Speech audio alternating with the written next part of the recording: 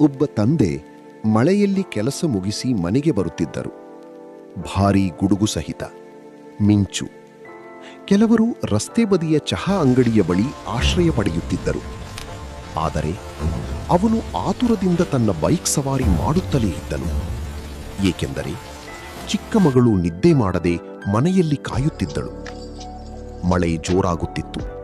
ಗುಡುಗಿನ ಸದ್ದು ಬಲವಾಗುತ್ತಿತ್ತು. ರಸ್ತೆ ಬದಿಯ ಚಿಕ್ಕಪ್ಪ ಕೂಗಿದರು, "1 ನಿಮಿಷ ಕಾಯಿರಿ, ಮಿಂಚು ಅಪಾಯಕಾರಿ." ಆದರೆ ತಂದೆ ಮುಗುಳ್ನಗುತ್ತಾ ಹೇಳಿದರು, "ನಾನು ಮನೆಗೆ ಹೋಗಬೇಕು, ನನ್ನ ಮಗಳು ಕಾಯುತ್ತಾಳೆ."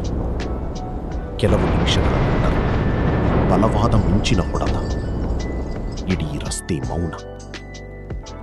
ಆ ರಾತ್ರಿ ಚಿಕ್ಕ ಮಗಳು ನಿದ್ದೆ ಮಾಡದೆ ಬಾಗಿಲ ಬಳಿ ಕುಳಿತಿದ್ದಳು. ತಾಯಿ ಪದೇ ಪದೇ ಫೋನ್ ಮಾಡುತ್ತಿದ್ದಳು. ಆದರೆ ಉತ್ತರ ಬರಲಿಲ್ಲ. ಮರುದಿನ ಅದೇ ಪುಟ್ಟ ಹುಡುಗಿ ತನ್ನ ತಂದೆಯ ಫೋಟೋವನ್ನು ಅಪ್ಪಿಕೊಂಡು ಅಳುತ್ತಿದ್ದಳು. ಏಕೆಂದರೆ ಒಂದು ಅಜಾಗರೂಕ ನಿರ್ಧಾರವು ಇಡೀ ಕುಟುಂಬದ ಸಂತೋಷವನ್ನು ಕಸಿದುಕೊಂಡಿತು. ದಯವಿಟ್ಟು ಗುಡುಗು ಸಹಿತ ಮಳೆಯ ಸಮಯದಲ್ಲಿ ಮರದ ಕೆಳಗೆ ನಿಲ್ಲಬೇಡಿ. ತೆರೆದ ರಸ್ತೆಯಲ್ಲಿ ಇರಬೇಡಿ. ಬೈಕ್ ಸವಾರಿ ಮಾಡುವುದನ್ನು ಮುಂದುವರಿಸಬೇಡಿ.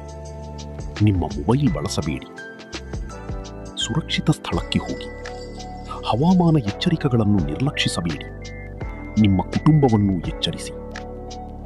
ನೆನಪಿಡಿ, ಮಳೆ ಸುಂದರವಾಗಿರಬಹುದು, ಆದರೆ ಮಿಂಚು 2ನೇ ಅವಕಾಶವನ್ನು ನೀಡುವುದಿಲ್ಲ. ಸುರಕ್ಷಿತವಾಗಿ ಮನೆಗೆ ಹಿಂತಿರುಗಿ. ಏಕೆಂದರೆ ಯಾರೋ ನಿಮ್ಮ ಹೆಜ್ಜೆಗಳ ಶಬ್ದಕ್ಕಾಗಿ ಕಾಯುತ್ತಿದ್ದಾರೆ. ಇನ್ನಷ್ಟು ವಿಡಿಯೋಗಳಿಗಾಗಿ ಸಬ್ಸ್ಕ್ರೈಬ್ ಮಾಡಿ, ಲೈಕ್, ಶೇರ್, ಕಾಮೆಂಟ್ ಮಾಡಿ.